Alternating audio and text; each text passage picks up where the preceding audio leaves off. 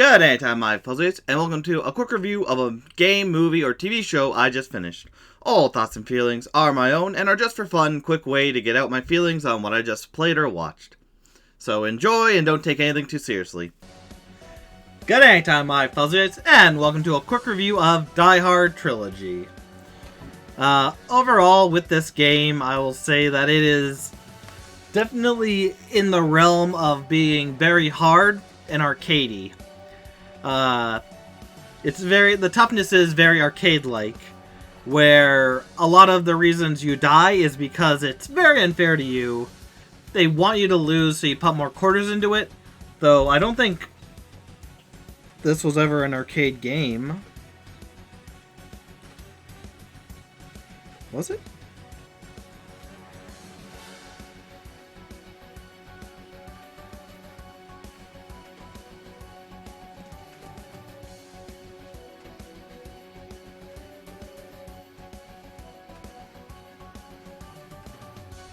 Become greatest hits.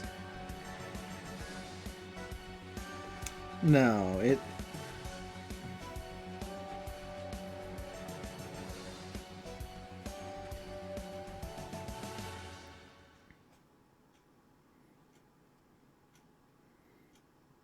Die Hard Arcade. No.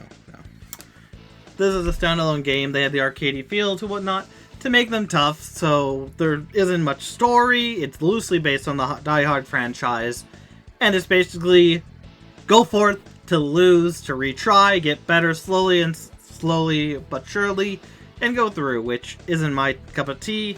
There should be a toughness to it, but it's not like Dark Souls, where you know it's against you, you can still get good and win.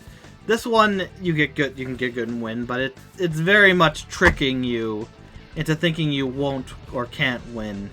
And I don't like that. It is not my favorite thing.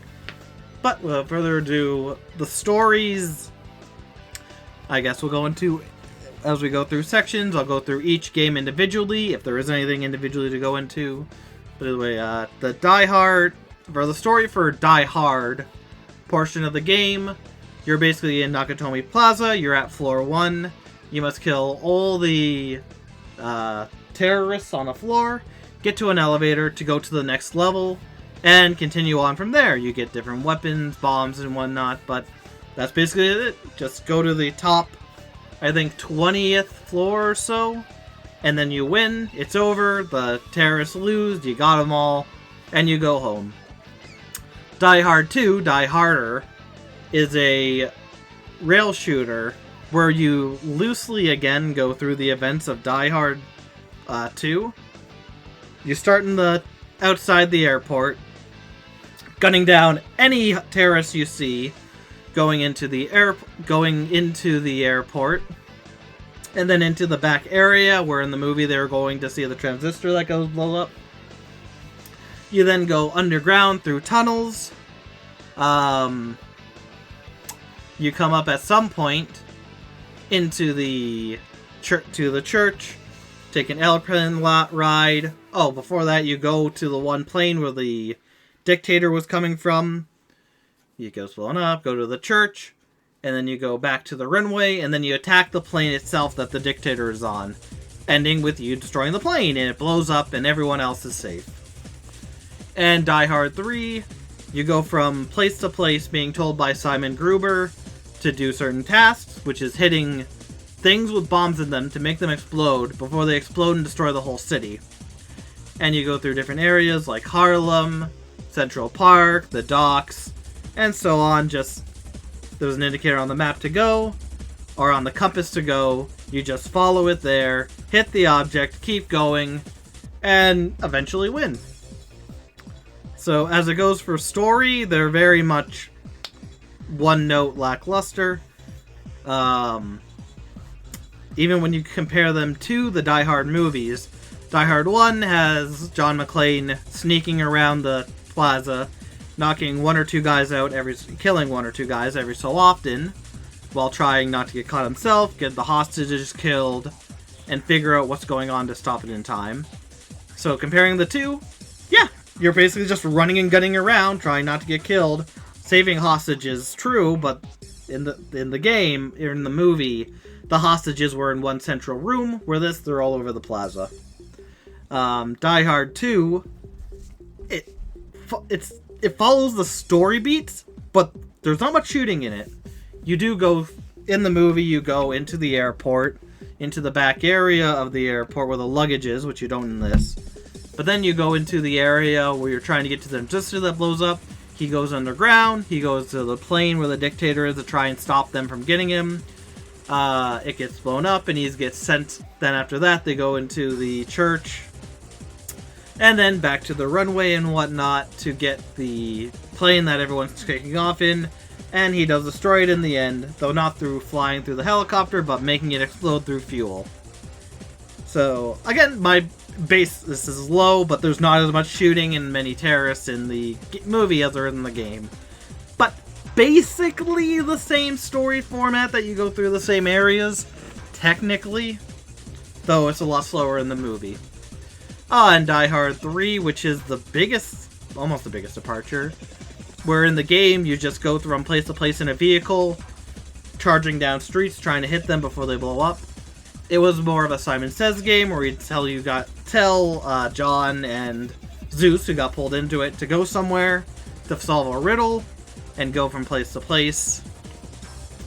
A little different. It's still kind of connected. I can see the dots there. But it was more in the movie where, yeah, they just kind of follow what he says to go to certain areas, to pick up a phone, to do stuff. So, again, if you want any better talks about these, you can see my quick review of all three of the movies. By the time this is on YouTube, it should already be out. And it should already, some of them be out already off YouTube. Or on YouTube, either way. Anyways. So, when you compare the two, there's a lot more driving in this than the other one, though there is a lot of driving. Yeah. So, this story is probably the closest, just following riddles. But in the movie, they go after the Federal Reserve, and halfway through, or over halfway through, John stops following what they want him to do, and starts following the trail of the Federal Reserve to catch them in the act, destroying Simon Gruber, in a helicopter, more with power lines than a car that you do in this one, but still pretty epic. So, the story's non-existent for the game, but you can get the main gist from watching the movie, I guess. Not really. But they're fine. It's just kill all the terrorists on the floor, save hostages, then move on to the next floor. Run and gun, or just rail shoot anyone on screen that's bad. Keep going until you win, and hit the targets and move to the next area. So, pretty basic stories, but they're fun. I enjoyed them. A little way too tough, but we'll talk about that later. And let's go on to characters, which all three of them have John McClane, and that's about it. He makes one-liners and jokes somewhat referencing stuff that happened in the movie. Like in the Die Hard 1, he goes, I got a machine, ho ho ho, I got a machine gun. Where in the movie it says, now I got a machine gun, ho ho ho. Yeah. So it feels like a diet version of John McClane for the games, where he says some one-liners that kind of make sense, but it's kind of just half-hearted and whatnot. Zeus, Samuel Jackson, is in, I guess, supposedly in the Die Hard with a Vengeance, but in this one he sounds more like Chris Rock, where like, what are you doing? No, turn right here! Rather than how he actually sounds in general / in the movie, which is weird, but I guess it's so he doesn't sound too much like John McClane, maybe, or maybe at this point when they were making this, Chris Rock had a really good hot streak and whatnot. But yeah, but besides that, I mean, Simon Gruber you hear in Vengeance, but he kind of just says, oh, you've done it, now move on. Oh, your fans are enjoying it, move on. So you don't get much out of him there. So characters are like the diet characters from the movie. You won't get much out of it, but just the base of going, hey, yeah, that's John McClane. He said some cool things. Yep, this is Die Hard. I get it. That's a reference. Yippee-ki-yay and all that. So it's It's fine. Not made for the characters to fall in love with. Characters are just there to give a little more personality, and it kind of does that. Characters, the setting. With the setting, Die Hard 1 has a lot of different settings in here, having different areas like the parking lot. There's a computer lab, a ballroom, executive suites or floor, stuff like that. Where some of them are repeated, like exactly floor to floor, but there's enough variety that makes it fun to go to new areas. A lot of them, or at least the executive area, is themed after the, I guess, model room in the movie. You see a lot of the models from the movie there, so it's a nice reference and whatnot. Yeah, not much area. Other areas are taken from it, besides also the roof. So, but they're nice wide areas. You can understand what they are from computer room. Has a lot of computers. The ballroom looks more elegant, even though there's not much of a ballroom when there's the fountains there. The executive suite looks like it's a lot of offices, and for the top brass, so you get the feeling across. It's fine. It works. It's grand, I guess. Enjoyable. Die Hard 2, Die Harder, has a lot of places from the film, from the airport, going behind the thing and down areas and whatnot, to the church, to the planes. They got the one plane the dictator comes in on, and the plane itself, and the tunnels. They are a lot more faithful to the movie, where a lot of them you can see like, oh yeah, this is the plane he came in on, we're inside of it now. And it's a little bigger in the game. But the church looks like it is. There it is. Oh, the snowmobile race. That's kind of where it is. So it does take a lot from the games in the order of looking like, yep, this is what this is what the location looked like in the movie. Ties it more to it. So it's nice.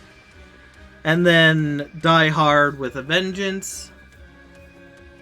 It's kind of just buildings and whatnot. You have Harlem, which kind of looks like it. I think you go through Chinatown at one street. You go through you go through Harlem, Wall Street, through the subways, Central Park, Aqueducts, and the docks. So, not many areas that look one-to-one from the movie, but they do go to Wall Street in the movie, Harlem, into the subways for a bit, Central Park, Aqueducts. So yeah, you see why they took those things from the movie and added them in here to give a little bit more variety, which it's fine. Not the best variety in the game, it's a lot of just city blocks, but I'd be able to tell which floor is which, or which city is which from how it's laid out, or at least that they are different. And yeah, so it works fine for the floors and whatnot. It looks good. There's a lot of areas. Everything makes sense. It's fine locations you go through in these games. Moving on to the gameplay. This is where all three of the games really differ when it comes to the gameplay. Because the first one is a third-person shooter where you can get guns, grenades, and you kind of run along the floor, shoot at enemies, blow them up and whatnot, kill all the terrorists on the floor. The elevator will open up and you go to the next one and rinse and repeat for 20 rounds. And it works really good. I enjoyed it. It's probably my favorite of all of the gameplay styles. Just because you get to go around and go, oh, I died here. Let's try it this way. Alright, just stay here. They come around the corner. You blast them. And so on and so forth. And it works really well. Also, all three game styles work really well. Or well enough. It just gets tough. Still tough, but yeah. Certain enemies have certain damage they send out. And even drop certain weapons. Which is nice. Die Hard 2, Die Harder,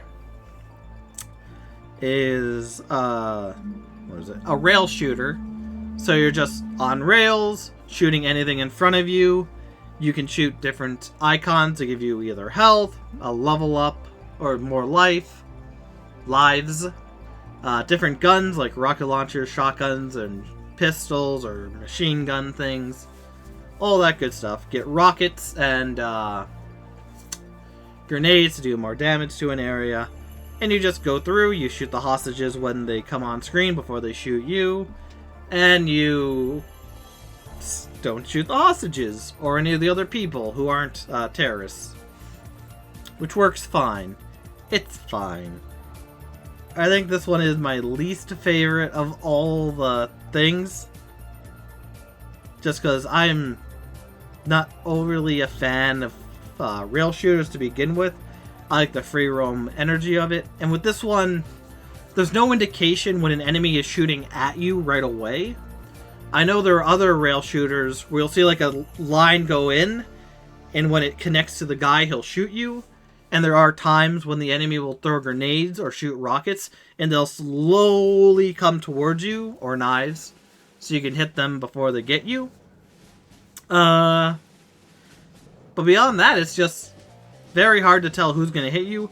Sometimes you enter an area and or enter a screen where you're supposed to shoot people, and they immediately shoot you, giving you no time at all. And it just feels cheap. Like, the first one felt kind of cheap, but you could kind of get, at least when I died, I knew it was me. This one feels like they didn't give a crap about whether or not you're having fun. They just wanted you dead, so you'd have to restart. Thank goodness for infinite lives. But it works fine. The reticle could be better, because it is kind of the snap thing that they did. I think, maybe, I don't know. No, I don't think it was. But I think I should have adjusted the controls a bit to get a better feel for aiming my sight and whatnot. Overall, not bad, just not on your side to win.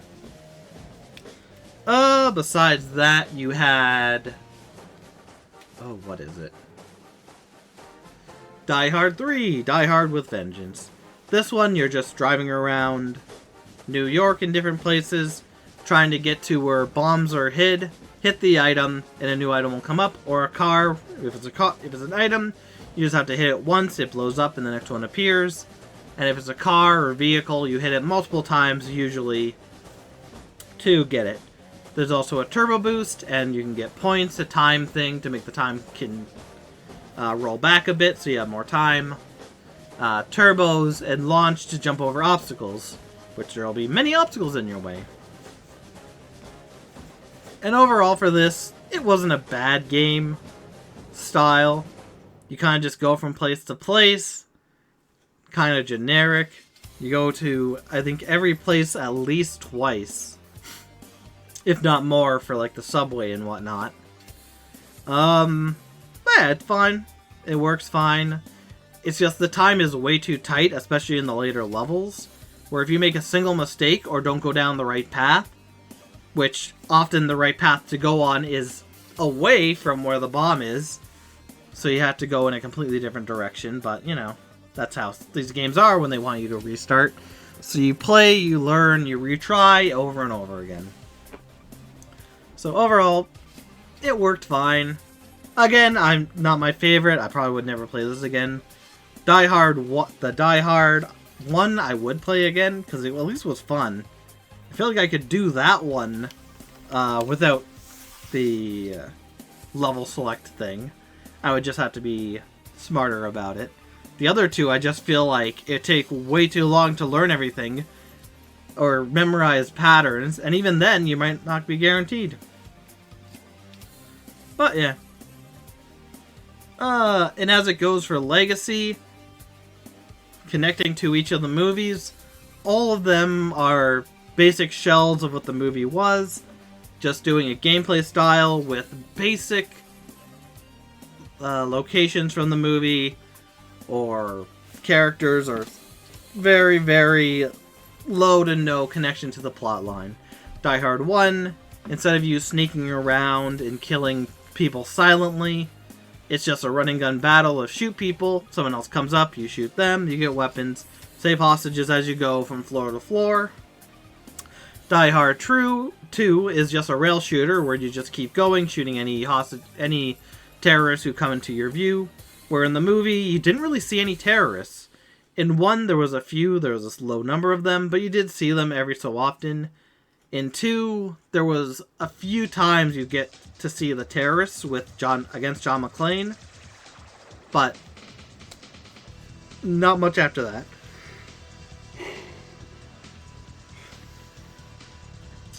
So it was fine, but yeah, connecting it to the movie, it basically took the movie and said, hey, what if they were just bad guys everywhere to shoot? So take that as you will, if you would. So not too faithful, but the areas, you do go into a lot of the areas beat for beat with the movie, which is nice and enjoyable. Die Hard 3, you're kind of doing what Simon says, going from place to place, hitting bombs or destroying cars to go to the next area, to go back to an area, to go to the next area, and so on and so forth till you get them all and win in the end. Where, like I said, the first one had you going, or the movie for Die with a Vengeance, Die Hard with a Vengeance, had you going John McClane, following what Simon says, but just at the halfway point or over halfway point figures out, oh, maybe they're going after something else, finds out, yes, my hunch was right, they are, and going from there, and not really in vehicles going from place to place anymore. So, kind of the same, but where in the movie he found out, or he didn't follow what Simon says, in this he does to the end, and he does end up hitting Simon, destroying him. In the movie, he would have been killed if he did. So yeah, somewhat differences, but watch my playthrough yourself, watch the movies yourselves to see how they are different, but they're not bad. All in all, if you wanted a action-packed fire romp where you're going through areas, blasting people, or driving around at high speeds, knocking people over, jumping over things, explosions galore, this is a pretty good game.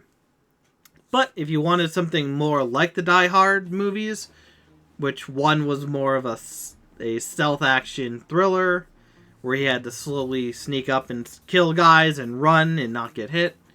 2 being more of a try and figure out what's going on and not really getting in contact with any of the terrorists until a good over halfway through the movie.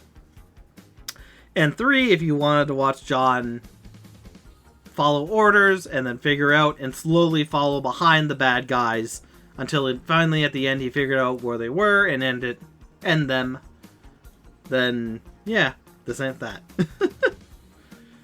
Yeah.